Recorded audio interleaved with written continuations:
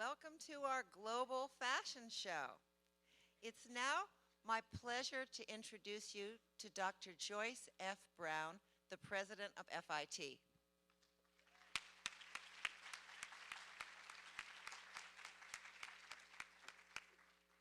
Okay, thank you, Val, and good afternoon to everyone. Welcome. You know, it's an exciting day for us here at FIT. Any day that we have the opportunity to explore and to celebrate the abundance of design creativity throughout the world is really a good day for us. And that is because globalism in all of its conceptual and practical aspects is a key ingredient of the FIT mission. We build globalism wherever possible into our curriculum. We require a sophisticated grasp of globalism of our faculty, and we make international perspectives fundamental to our co-curricular activities as well. So we encourage our students to study abroad and have outposts throughout the world, including degree programs in Italy, collaborations in Istanbul and China, study abroad opportunities in Japan, England, Hong Kong, Australia, France, Canada, among many others. So while today's events focus on fashion, for those of you who might be unfamiliar with FIT, I should stress that despite our name, fashion design is not our only program. In fact, FIT offers almost 50 degree programs in disciplines as varied as toy design, photography, film and media, packaging design, computer animation, cosmetics. I'm not going to name all 50, but you get the idea. But certainly fashion design is our signature program. And this morning's fair offered a potpourri of opportunities to learn about fashion cultures from countries as varied as China and Finland and Japan, Turkey and Spain. And now we're going to showcase the work of designers from cities that are increasingly considered to be important fashion capitals, and the designers themselves are among the most successful on the international circuit. The show we are about to see will be followed by a panel made up of designers or their representatives whose work we will be featuring. And it will be moderated by Ariele, Elia, and Elizabeth Way, both curators at the museum at FIT who organized the Global Fashion Capitals exhibit that is now on view in the museum. But before the show begins, let me mention the designers whose work we will be seeing. We have Marina Hoermanseder from Berlin, Arzu Kaprol from Istanbul, SANGBONG from Seoul, and Ricardo Seco from Mexico City. I want to thank the designers for flying in from their very distant homes to participate in this event, and to add a special thanks to Ricardo Seco and Yo Soy Mexico for their contributions to the show. And now, on with the show.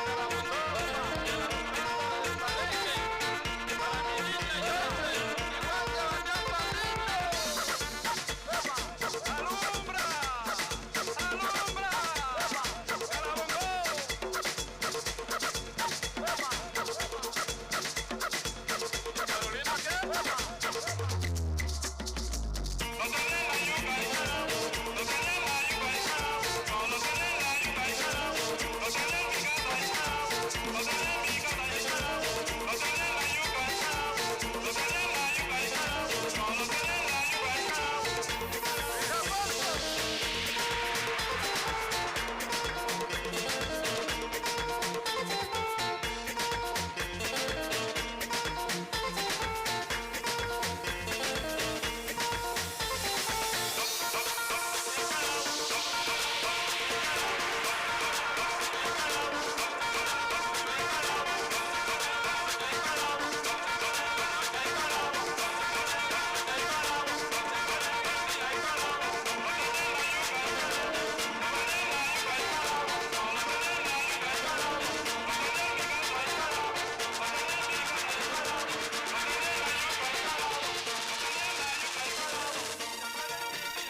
Seco, Mexico City.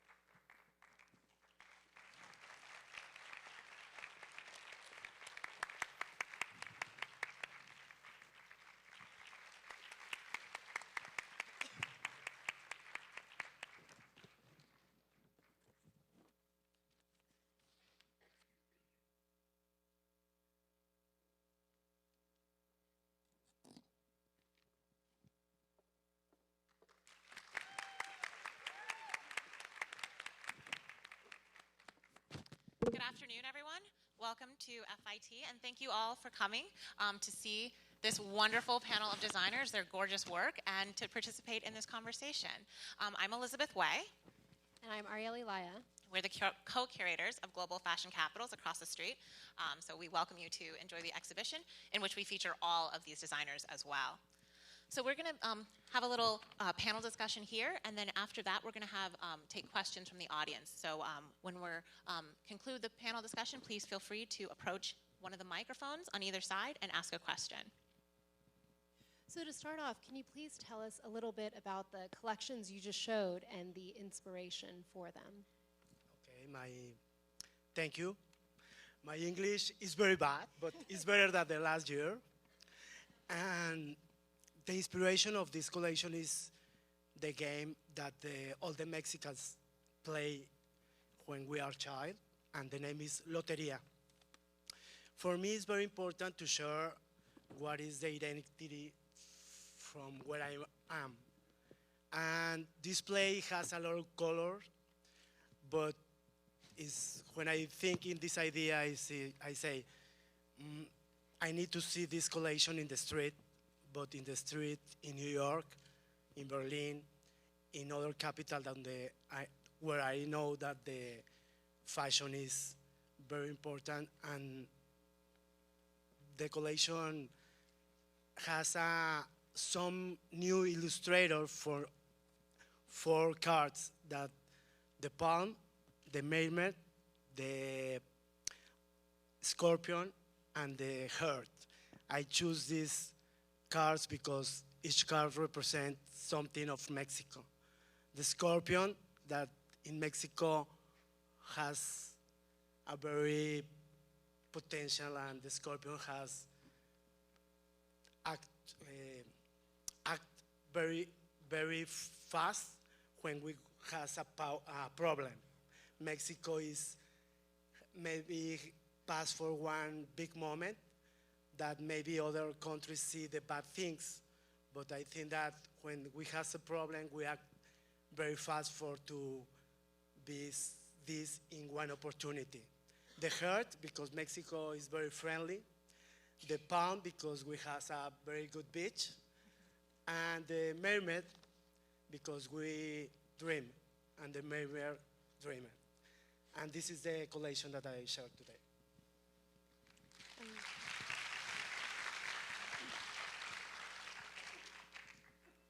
Hello, thank you for being here and thank you for having us. I'm so excited to be here, so I'll try to speak as slowly as possible. My collections always start off with the orthopedic appliances, so all the handwork and the artwork of making these leather corsets, so everything you've seen was 100% leather, comes from the orthopedic appliances. Like the orthopedic corset of the 18th century has been made like this. And for this collection especially, I got inspired from my roots, from the Austrian costumes like the dirndl and the lederhosen, and using my favorite material, leather, and that's why we molded 8,000 little leather flowers to have this flowery Austrian culture effect on it.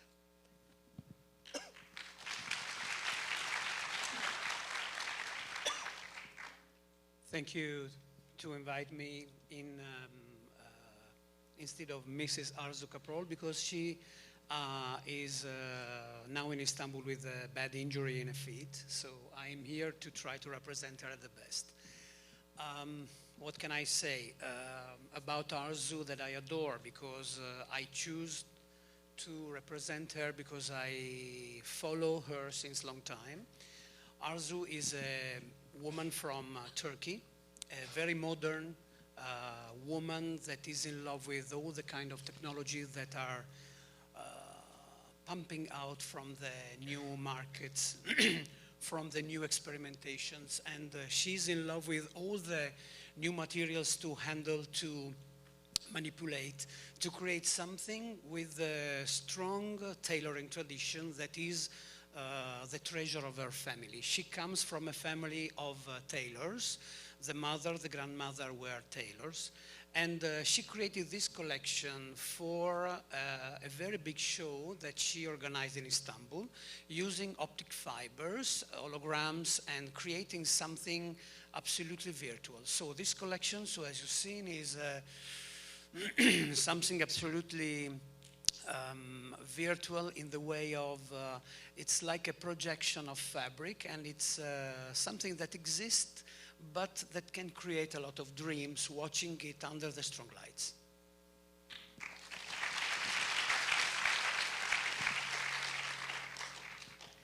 It's my great pleasure to be here on behalf of Mr. Lee, Lee SANGBONG. And our collection is inspired by Korean alphabet, Korean calligraphies. And you'd see that it's very written in a way that you don't see it as like characters. It's more of graphic, and it's actually a whole lyrics of the song that he was very much inspired by.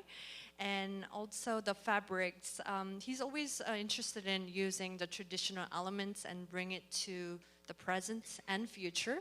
So even the fabrication, we've used organzas, ramis, but that's mixed with more like high-tech, more modern fabrics, so it has the comfort of modern days, but also shows the very fine technique of Korean traditional inspired dresses.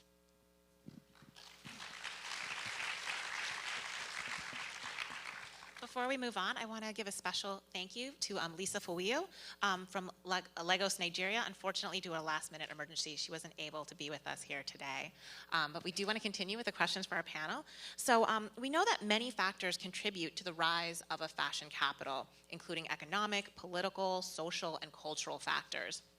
So in speaking about your fashion city, what have you seen as being particularly significant in the rise of your city as a fashion capital?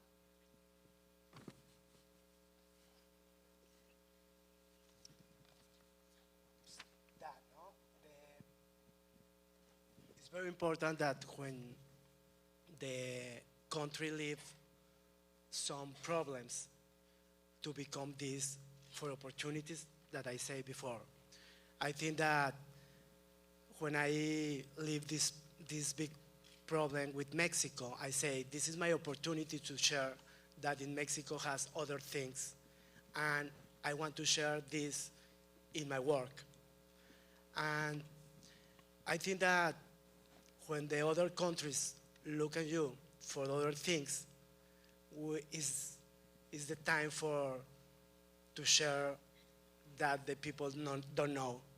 I think that the politics and the things that happen in Mexico now is the time for the other countries know what happened, and maybe they don't know that we have a very good music, we have a fashion, we have a lifestyle that is like another countries. I think that is very important to share when other countries see what happened in the countries. I don't know if it's the question.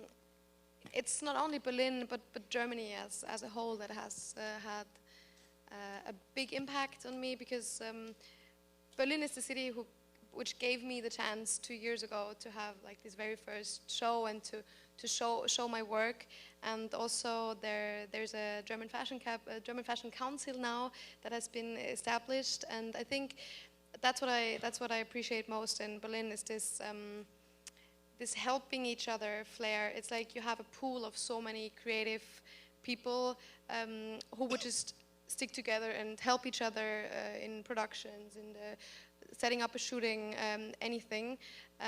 There's so many creative people just sticking together. I think this is one of the things that gives me power in Berlin, and yeah, obviously the German Fashion Council to push this Germany as a fashion country as well. From my side, it's very interesting because I'm Italian and I work with Arzu Kaprol since a long time. It's very interesting to see that Istanbul in the last 10-15 years became a very interesting metropole for all the area of the Mediterranean Sea.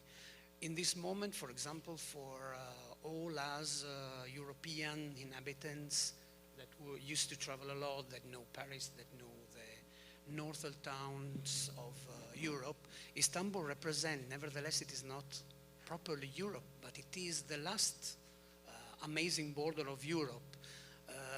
It represents a town with an amazing culture. Istanbul was one of the biggest towns of the melt of the cultures. It was the New York of the period of the Crusade. It was the culture place of all the cultures from the Western and the Eastern world was crossing, mixing, creating a melting pot. So the interesting thing in Istanbul is that there is a class of people that is very young, because consider that the most of the people of Turkey is less than 30 years old, and this class of people is interested in something new. This is the best side of the fashion of the last years in this country, where the people is not interested in only big brands or famous images or be part of an army of famous names and brands, but the people, so as in all the countries that are growing in the economy and the culture, in the education, and it is creating a self-destined handling the future by their own hands, are looking for something absolutely new, strong. It's not important what is the origin. It's the most important thing is they want something that is special, unique. There is a research of uniqueness. So Istanbul is amazing because the fashion now is the flag of something that is incredibly unique, and the people want to pump this side of the market to create a very unique personality, creating a lot of personalities inside this town that has 1,000 of faces. So Seoul has been, one of the most or fast-growing city in Asia, and the economy really helped the European American brand or all the luxury designer brand to watch the market, to be one of the the biggest Asian consumer. And also being Seoul Fashion Week been around more than 10 years and getting bigger every season, and they're adding days to it. It really brings a lot more international press and buyers into the city. And not only Korean designers been showing locally, but been expanding outside of Seoul, start showing in New York, in Paris, and we have more than 5 designers who've showed during the New York Fashion Week. And I think that's one of the reason and one of the way of empowering Korean designers, at the same time consumers, to be more knowledgeable in the global fashion, as well as Seoul to be more important city in the Asian market. So with fashion, we've seen that it's continuously growing globally. With the expansion of a lot of luxury brands and international brands coming into your cities, how has that affected your design in trying to connect or even compete to get a customer? Or does it not actually affect your brand at all? Well, I think that the luxury brands has a lot of support, and the luxury brands exist always.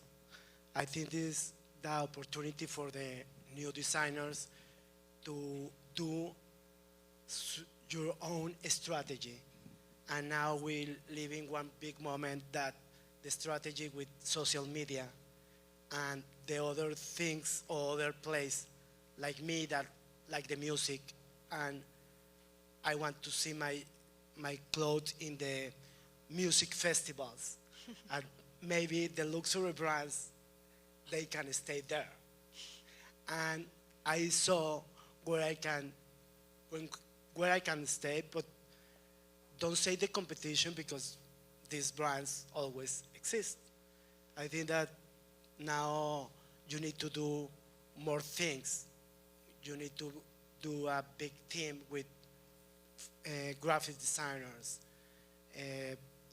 other people in social media, and I don't know, sell in other places where the brand's luxury don't sell, I think. For Berlin, I want to say that Berlin has always been known for the young artists and the young designers. So in my case, I feel more affected by young German or young Berlin designers going globally and bringing this Berlin message around the world, like more affected than having big luxurious brands setting up in Berlin, because they have their stores in Berlin anyways, because it's the German capital. But I think the movement of the young designers and the young artists has a lot more impact on me as a young artist than the big names. It's a very interesting side of the market, the comparison between the big brands that has a strong image, that continue an image of luxury, that has accessories and everything that can be recognized, creating something like a flag that shows who you are, what is your social level, etc. And on the same opposite side, there is an amazing tide of people that is interested in something new, something strong. And I don't want to repeat what I said before. What I think is very interesting is that there is space for everyone. There is a side of the customers that are interested in being recognized by the grief signals because of the logo, etc. But there is a big part of people that is not only young, or there is a middle age, or maybe another younger age or something else. There is a part of people in the world, especially in the big towns, that, so as I told before, is interested in being super individually recognized. So that's very important. The big brands can live at the same level of the young and new brands. What is amazing is that the big brands used to be very interested in the emerging brands because the energy that those brands can give to the fashion is absolutely amazing. And they really can turn the direction of the big brands managed by big holdings, etc., turn into a modern side of the market.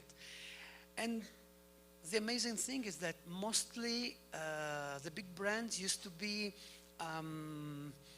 interested in the new brands, creating something like incubators, groups of staff, designers, etc., that can create something new. And now the aggregation of the teamworks, etc., are absolutely interesting. So as Marina was saying before, also in Istanbul and in Turkey in general, creating new types of trends that are followed by the big ones. And I agree with all the panels here that it is hard to compete with, big brands who has more marketing budget, more, recognition in the market, as well as more stores, more advertisement means you can reach out to more consumers. So Lee SANGBONG has been around for 30 years now, and I think the only possible way for us to survive in this very hard industry was stick to who we are, and being who we are was one of the, I think, main reason how we could, survive and continue to brand. But at the same time, Mr. Lee always wanted to try something different and new.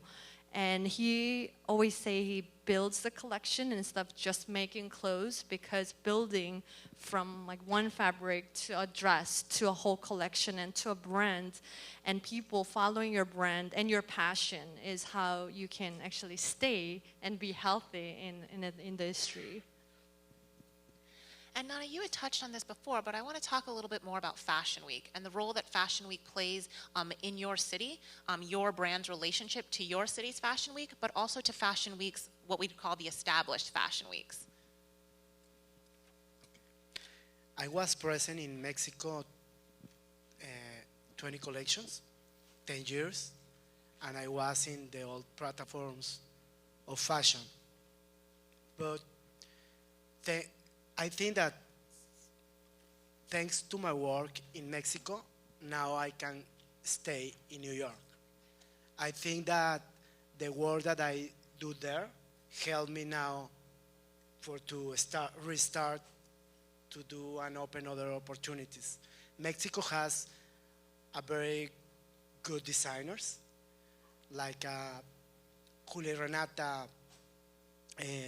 Lorena Sarabia, and others designers that has the potential to come to New York and other cities and to share what happened in Mexico. In Mexico, we have a lot of artists, a lot of good museum that now we have the best art contemporary and the music festivals. And this help to share the new face of Mexico. And I think that in Mexico something happened that has many designers move and with very positive mind to share that. I think that Mexico is the best. And now I'm here. 5 years ago, I never imagined that I would present in New York, and I present now 8 collections, and I open other opportunities. Now my identity of Mexico evolution, because I want to share a fashion responsibility and do something more for my country. And now I work with the community, indigenous community, to share more about my country. I think that the Fashion Week of each country help to decide where you want to go. Yeah, I totally agree with Ricardo, because Berlin was the starting point. Berlin gave me this platform, the platform I needed to have other cities like New York and Paris, for example, as well, looking at us and inviting us, like today, to show our fashion here. And of course, in Europe, it's always at the end of the tunnel. There's Paris, and we had an installation in Paris 2 weeks ago, and that was beautiful because it was called the Berlin Fashion Saloon, and we were 30 German brands showing one look in the German embassy. And this was a movement that was so much appreciated by all of us because it was with the German Vogue and the embassy giving us a platform again to be able to show not only in Berlin but also in Paris. So I think it's just important, and it's not the way it was maybe 10 years ago where a designer only showed in one city. I think if we get the opportunities, we should show everywhere in the world. So as you see, everyone is totally agree with the other ones. So no, it's I totally agree with them. Maybe I wait for her to agree with her too. So the amazing thing of the different chamber of fashion in the world is that each one is interested in the other works, and that is the magician of the net. It is something like a hiding net made by Facebook, social networks, etc. It is something that is very strict and sometimes very, let's say, selective, but it's true. It's necessary about. It is necessary good selection. What is nice, for example, is that 5 years ago, the French Chamber of Fashion invited Arzu in Paris to show in the Westin Hotel. That, for sure, you know that show in Westin Hotel, it's something like rich Times Square when you come for the first time in New York. She was invited as a special guest. She was invited also in New York after that. So from one first step, you can reach the second step, and the third and the fourth, till the 10th. What is amazing is that by pushing your brand, put a lot of energy, and working with a lot of discipline, and trying to be very cool season by season, you can be appreciated, let's say, seen properly from the cool hunters that works in the different chambers of fashion. And if your work is well done, if you have a little bit of luck, and if you are very strong in what you feel about your style, your collection, and you can afford what is really your target and what are your willings, you can become very visible slowly, but slowly means till a certain point. From another point, when you start to be visible, it's something like the Formula race. You go 300 kilometers fast, and you become something like a meteor that goes very fast. And it's very important to be very focused on the things to do that are be present in the social media, create something absolutely new, work on your own style to be every time not only visible but special. And this is something that many designers used to lose during the hiking, because instead of research, they start to think about, I want to become a classic. And it's totally wrong. If you want to be visible, you have to research. Sometimes mistake something, but you have to be very strong in the research of your fashion personality. Right. You agree with me? Yes. Okay. Yeah, so Seoul also, I mean, as a brand, we've been showing at Seoul Fashion Week at first, and since 2002, we've been showing at Paris Fashion Week for 12 years. And we moved the collection to New York 4 seasons ago, 2 years ago, when we decided to expand our business in the US and want to reach out to more US consumers and press. And that's when we opened our store in Meatpacking as well, because New York is not only one of the capital city, but we felt like it really reached out to the global consumers. But throughout that time, we always showed during the Seoul Fashion Week. So it really meant, for us, it was important to show in our local market so that the local like Seoul fashion also grows as our Korean designers show in different international cities. We also want the fashion week to be more global. I mean, it really has, I think it attracted a lot of Asian countries and Asian fashion week to come to Seoul for the fashion week. But it kind of blurred these days that we've been showing, like, you know, everyone else, we've been showing in Paris. We were invited to show as part of the diplomatic relationship between France and Korea, you know, Zurich, I mean, Switzerland and Korea. And by showing our collection in different countries, not only during the fashion week, but as part of representing Korea, really helped us not only for us to be known in the global market, but Korea as a brand to be more well-known. So one of our biggest questions yet to be seen is, will these emerging fashion capitals start to compete on an equal level with the established fashion capitals, and will they actually start to displace them? So with that, we'll now turn into our Q&A. So if you have any questions, we have 2 microphones in the audience, and we are live streaming it, so if you could please walk up to the mics so we can get that on recorded, that would be great.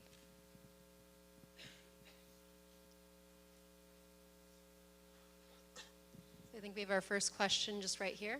Oh, hi, I enjoyed your presentation and thank you. This is for the lady in Berlin. I heard you say dirndl and I heard you say something Tyrolean in terms of something from Germany.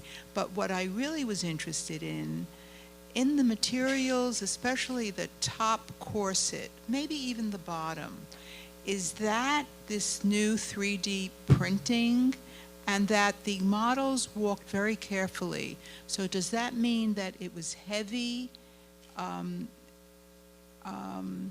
was trying to think, I really liked the tops and the way it was formed to the body. So what kind of material and what's the process? Thank you very much. No, it's all made out of leather. That's what I said earlier for the orthopedic corset, is like you have this huge leather skin, and you basically it's wet, it's made wet, and then it's molded by hand. So basically it's often, and like you have to tear it very hardly, and then I would say massage it so that it gets onto the bust, and then it dries out, and as soon as it dries out it gets totally hard, and then it's lacquered with a leather paint.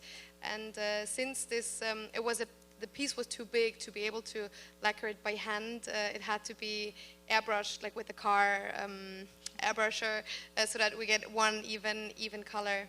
But I did use 3D printing as well in this collection, but today I showed only leather pieces because it's the signature of the brand.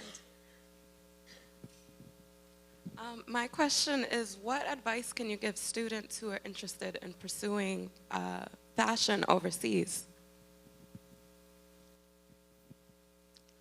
Maybe I can answer that directly because I started the brand 1.5 years ago, almost 2 years ago, and I did that right after my studies. Like I graduated in Berlin, and I got this call from IMG, who are organizing the Berlin Fashion Week, giving me the chance to show. So I think the most important thing for me was not to think of all the risks and not to listen to everyone telling me that this industry is so hard and you will not make it, and just try it, and just like if the opportunity is there to do it. I think the most important thing was just not to think about it and just do it, and always listen to your own voice.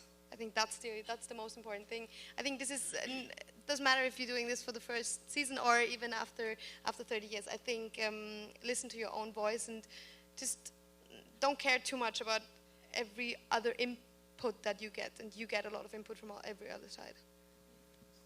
Okay, thank you. If any one of you also would like to answer. I agree. No, and if you don't believe in you, nothing believes in you. You need to focus in your identity and believe in your dreams. I think that don't listen you can't. Because if you decide that you can, I know that you can. Is that it? I mean, you guys can totally feel free. Can to I add agree to and the add question. something more? Yes, So, please. A good percentage of my job is dedicated to Arzu because I work with her since a long time. She makes a lot of collections, etc. But I'm also professor in the University of Free Arts in Italy.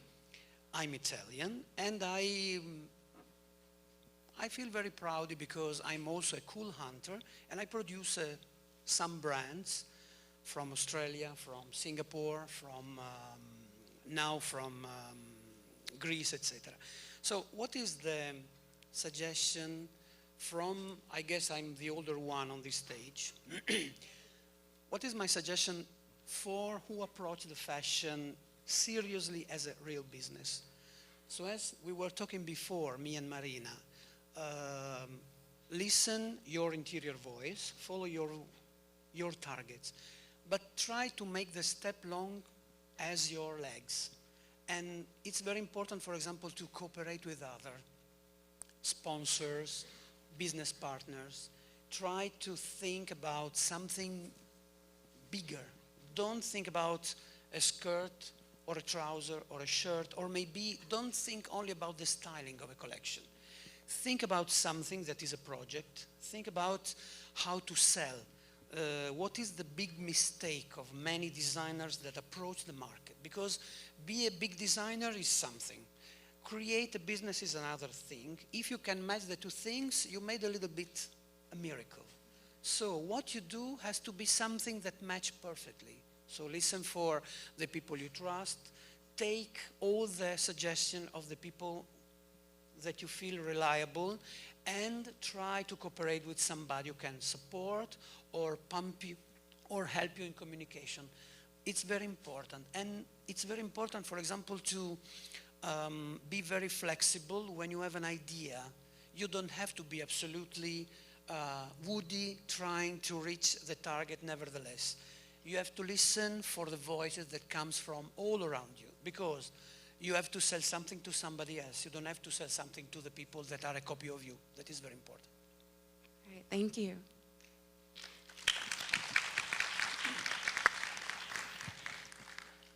So I wanted to say something about what you were, what Ricardo was saying, and a few of you were also saying about the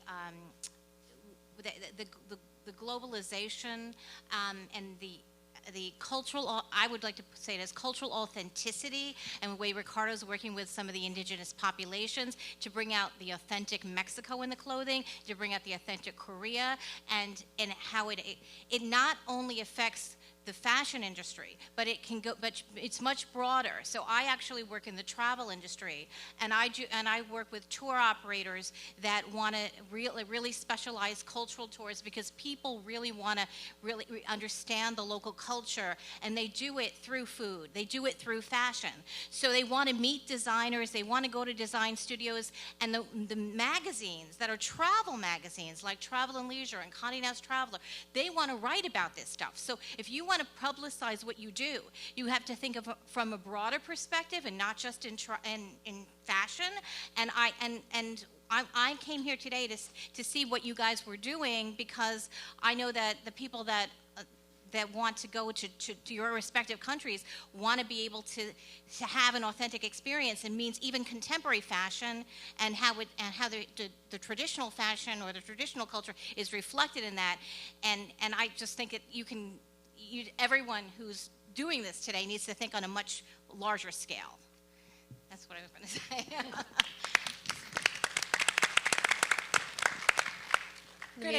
Yeah, I think we have time for one more question. Oh, yay, I'm last. Sorry. One of the questions that I have is, with the recent things going on with pop culture and how a lot of emerging fashion designers are using pop culture as a platform, such as you have K-pop becoming a big thing in America, and the El Rey channel just came out, which is definitely a spotlight on Mexican culture and things like that. I was wondering whether or not you guys are collaborating with anyone, a part of the pop culture community, to get your brand out there. Oh, definitely. I mean, SANGBONG has been always one of the brands that incorporates culture and arts, and that comes from, you know, different like lifestyle, and also pop culture has been a very strong influence for the brand, but we use it in a way that it's not so literal, or I think it's more of abstract. It's like kind of goes into the lifestyle, then it translated into the fashion for us. But we had a photo shoot that had a lot of pop icons, like, you know, pop Korean pop stars actually dressing in our outfit. And it was kind of interesting to see it from a different angle, not only, you know, models being in a photo shoot of wearing the collection, but actually the singers, like pop icons of Korean music, been wearing the outfit, and I think they give us idea being a different muse for the collection as well. Great, well, thank you all so much. Please join me in thanking Nana Lee of SANGBONG, Filippo Agnelli of Arzu Kaprol, Marina Hoermanseder, and Ricardo Seco.